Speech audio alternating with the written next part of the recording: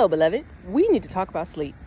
Sleep is in the top 3 priorities that you have as you pursue a health, wellness, fitness, fat loss journey. If you are not sleeping, forget about any conversation we had about goals and reaching them and fill in the blank. It's time for us to focus on sleep. So one of the first things that we do when it's time to focus on sleep is we make sure that our behaviors are in line for a good night's sleep, starting with your evening routine, okay? We're gonna practice the 3, 2, 1 wind down strategy. So if you don't have nothing to take notes on right now, get something to take notes on. I've talked about this before, but you're gonna hear it again, all right? 3, 2, 1. 3 hours before bed, no more food. 3 hours before bed, you need to be done consuming nutrients, okay? That's because it takes your body about 3 hours to digest your food, okay? The process of digestion, though, raises your internal body temperature, which means if you are trying to go to bed and your temperature is elevated, I'm not sure if you've ever tried to go to sleep with meat sweats, but it's very difficult, okay? Your body being too hot, overheated, causes it to slow down the release of those feel-good feelings of melatonin that allow you to relax at night, okay? Stop eating 3 hours before bed. 2 hours before bed, stop drinking, no more liquid, okay? That means you're going to bed a little bit dehydrated so that you don't wake up in the middle of the night to use the bathroom.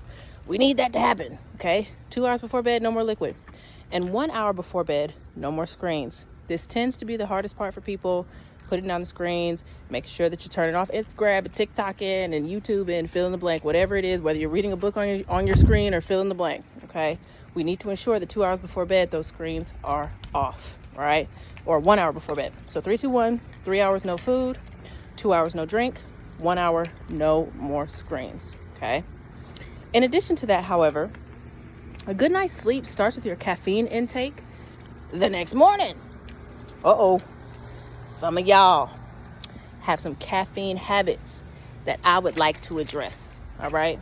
The daily recommended maximum amount of caffeine for an adult woman, all right, is something like 300 grams a day, okay? And if you think about that in terms of cups of coffee, all right, that's probably something, come here, Bentley. That's probably something like, there you go, 3-ish cups of coffee per day. However, when do I need to have my coffee to ensure that it doesn't negatively impact my sleep? Apparently, there's some research that suggests that any amount of caffeine will interrupt your sleep pattern, okay? Any amount of caffeine, any time of day. So all of us do well to try to cut back on the amount of caffeine that we're consuming. But if you have to have caffeine in order to be a functional human being the next day, okay, you want to try to have your caffeine 13 hours before you go to bed. 13 hours, okay? 13 hours and no less. Come on, Benny.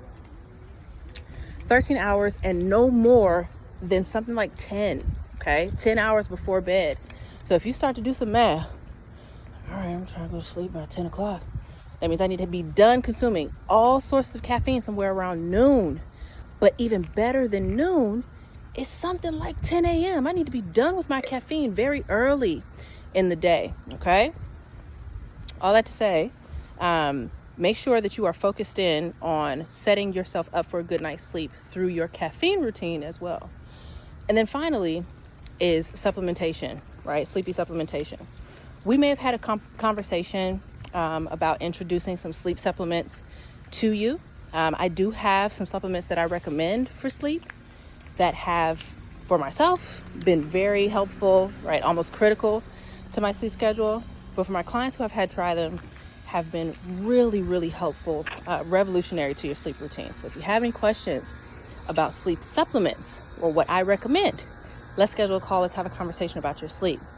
But I wanted to talk about sleep because it is impossible for us to set and pursue fat loss related goals because losing sleep interrupts every other process. Losing sleep interrupts muscle building processes, right? Because your body doesn't get an opportunity to essentially adapt to the information that you gave it the day before. Sleep is where all of this happens. Sleep is where download and flush the toilet happens, okay? Sleep is where we burn body fat, all right? But if you're not sleeping, it's no wonder why we're having difficulty burning up that body fat or building that muscle, okay? Also, sleep is important to reset your hunger signaling for the next day. Have you ever had a bad night's sleep right? And realized very quickly that today was going to be a hungry day because I didn't sleep too well the night before. All right. There are a number of reasons why sleep is super duper important, but I just wanted to highlight a few here and encourage you to take your sleep a little bit more seriously this month. All right. Let me know if you have any questions, and I'll talk to you soon.